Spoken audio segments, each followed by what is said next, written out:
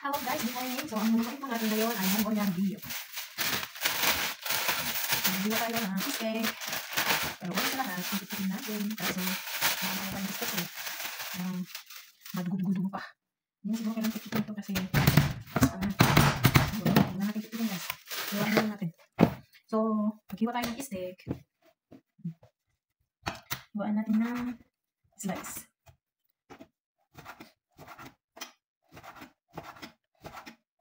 Huwag na tayong gamit ng ano guys, ng guantes. Kasi malinis ako pa yung kamay ko eh. So, hindi ko na kapag wala tayong guantes. Parang mas feel comfortable. So, hiwain natin ito. Ito, marami tayong hiwain guys. Mongolian beef.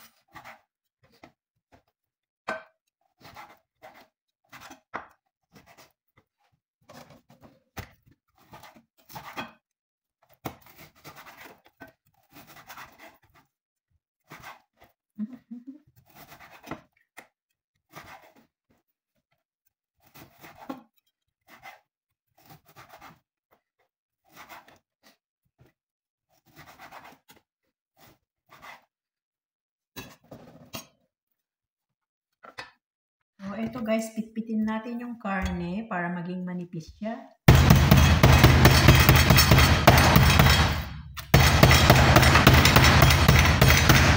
Ayan po, ganito po siya kanipis. Tapos hiwain natin. So, ito guys, tapos na siya. And then, ang kailangan natin, i-dip natin siya sa flour.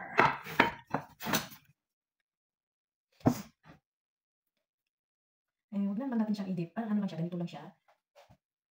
I-dip lang natin siya ng mga kaunti, ganito lang, para hindi naman siya maghihitik paglutuin natin. Kasi kailangan natin siya i-prito after dipping. Yan. Mahaba-haba proseso ang pagluluto ng Mongolian beef.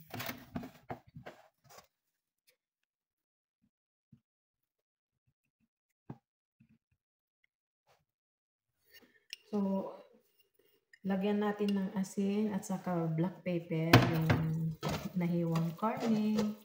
And then, i-dip natin sa flour. Huwag naman masyadong dip. Konti lang siya para hindi siya maging thick kapag na-iprito na siya. So, malapit nang patapos. Ito guys. Tapos na. Ipiprito na natin siya ngayon. At ito guys, naglagay na tayo ng oil sa pan at ipiprito natin yung karne. So, ayan guys, prito na tayo. Ipiprito natin siya isa-isa para magandang pagkaluto, pagkaprito.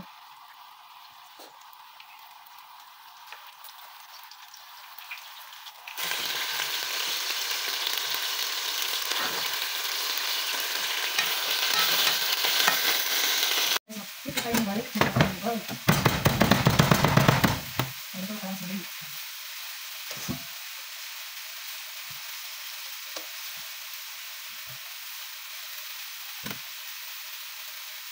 Black belt guys.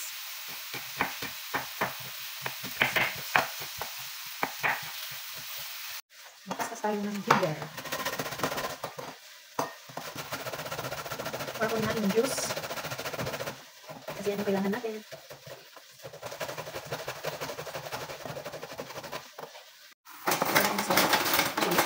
Guys, ipita natin yung garlic. Yan lang yung sasakit natin yung fine. Atin yung grated ginger.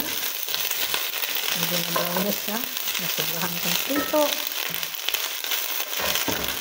Kaya tayo ng dry cherry. Lagyan na natin yung dry cherry. Yes. Lagyan na natin yung cherry. Ayan. Lagyan natin. Add natin yung ginger sauce. Ayan. Add tayo ng oyster sauce. Yan. Mag-add din tayo ng hoisin sauce.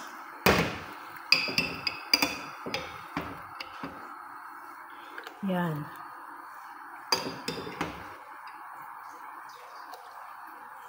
Guys, hayaan natin siyang maboil.